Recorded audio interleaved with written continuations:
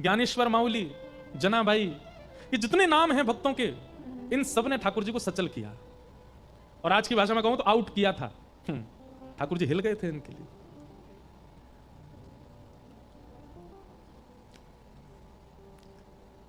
संत श्री तुकाराम जी महाराज, नामदेव जी महाराज, अद्भुत संत हुए महाराष्ट्र में, मुझे बहुत प्रिय है महाराष्ट्र के संत। मुझे सबसे ज्यादा भक्त मुझे प्रिय है महाराष्ट्र के भक्त चरित्र, जितने भी हम कहते हैं सब अच्छे लगते हैं, पर कहीं ना कहीं ऐसा लगता है कि जैसे पूर्व में शायद 200-250 साल पहले मैं भी शायद महाराष्ट्र में किसी भक्त के, किसी सेवक का सेवक रहा हूंगा, इसलिए महाराष्ट्र के जब भक्तों का चरित्र आता है ना, मन बड़ा प्रसन्न हो जाता है। हमको मराठी समझ नहीं आती, पर अभंग सुनना इतना अच्छा लगता है, ऐसा लगता है कि मानो कोई अपनों की बात कर रहा है।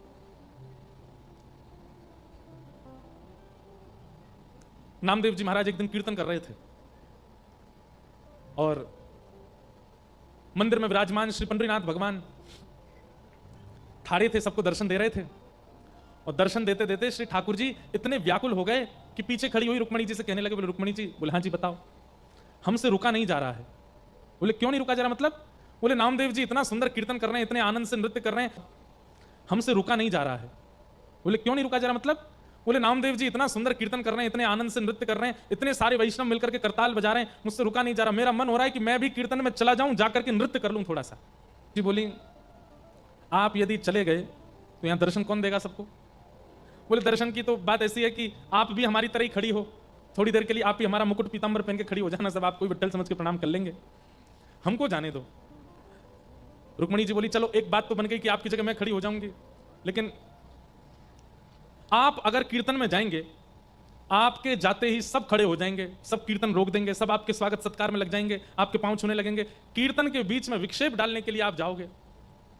ये बात सुनकर के ठाकुर जी रुक गए, बोले कि नहीं ये तो सही है, हम अगर गए तो श्री नामदेव जी भी कीर्तन विश्राम कर देंगे, पूरी जनता खड़ी हो जाएगी, हमको देख करके सब लोग प्रणाम वंदन करने लगेंगे, कीर्तन जो इतना सुंदर चल रहा है विश्राम हो जाएगा। रुक्मणी जी ने जैसे ही देखा कि श्री पंडरीनाथ भगवान थोड़े से मुख मुरझा गया कि कीर्तन में हम नहीं जा पा रहे, हम इस बात को इसलिए बता रहे हैं कि नामदेव जी के शब्द में इतना इतना प्रेम था कि मंदिर में बैठे ठाकुर जी व्याकुल हो रहे थे। नामदेव जी बुलाने नहीं गए, ठाकुर जी व्याकुल हो रहे हैं कि मुझे कीर्तन में जाना है।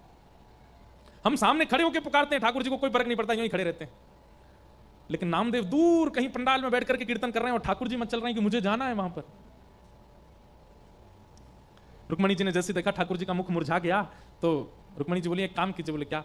ये आप काली कमली ओढ़ते हैं ना, इसी को सॉल बना करके और ढक करके अपने आप को, और आप चले जाओ कीर्तन में, लेकिन सुनिए क्या पीछे ही खड़े रहिएगा, कहीं आगे मत जाइएगा, एकांत में बिल्कुल जहां कोई ना हो वहां खड़े होकर के कीर्तन सुन लीजिएगा, थोड़ा आनंद लेके आप आ जाओ। ठाकुर जी बोले ये बढ़िया युक्ति बताई। ठाकुर जी ने तुरंत सॉल ओढ़ी और पूरा अपना सर्वांगीण अंग ढक लिया, काली सॉल और कालो लाला, दिखाई तो दे मैंने लेकिन ठाकुर जी की पहचान तो चाल से ही हो जाती है, उनकी चाल ही ऐसी मदमस्त है कि कोई ना पहचाने, लेकिन फिर भी ठाकुर जी को यह था कि विक्षेप नहीं हो कीर्तन में, मैं पीछे जाके खड़ा हो जाऊंगा। आहा, ठाकुर जी पीछे आकर के खड़े हो गए, हजारों की तादाद में वैष्णव बैठे थे, और श्री पंडरीनाथ भगवान पीछे खड़े होकर के एक दीवार से टेक लगा करके मधुर भाव से नामदेव जी का कीर्तन सुन रहे हैं।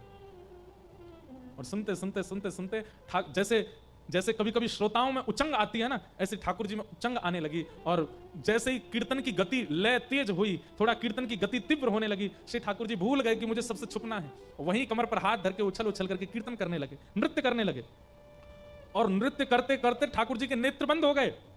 अब जैसे ठाकुर जी नृत्य करने लगे, धीमे धीमे जनता में प्रवेश करने लगे। अब पहले तो लोग उनको जगह नहीं दे अंदर आने की, लेकिन जैसे पीछे मुड़ करके देखें कौन है धक्का दे रहा है, पीछे देखें तो साक्षात पंडरीनाथ, और अपनी कमर पर हाथ धर करके मधुर भाव से नृत्य कर रहे हैं। हल्ला हो गया सब श्रोताओं में, अरे साक्षात पंडरीनाथ आ गए, सबने मार्ग दे दिया, और श्री ठाकुर जी नृत्य करते करते नेत्र बंद हैं, अश्रुपात प्रेमाश्रु गिर रहे हैं नेत्रों से, और कभी भुजा उठा के नृत्य करते हैं, कभी कमर पर हाथ धर के नृत्य करते हैं। सब देख करके आश्चर्यचकित हो गए, ठाकुर जी नृत्य कर रहे हैं, और नृत्य करते करते जैसे ही सन्मुख आए, इतनी तन्मयता से ठाकुर जी नृत्य करने लगे कि ठाकुर जी की पीतांबरी धीमे धीमे खुलने लगी, और खुल करके सर्वांगीण अंग से पीतांबरी उतरने लगी, लेकिन ठाकुर जी को भान नहीं है कि मेरी पीतांबरी उतर रही है।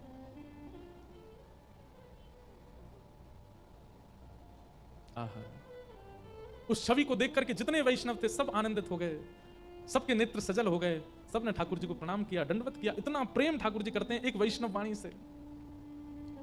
एक अभंग गाया जाता है, उसका अर्थ तो मुझे ज्यादा नहीं पता। अबीर गुलाल उधरी तरंग, माझा घरी नाचे माझा सखा पांडुरंग, ना था घरी नाचे माझा सखा पांडुरंग। ठाकुर जी नृत्य कर रहे हैं। हमारी पुकार से तो हिलते भी नहीं है ठाकुर जी।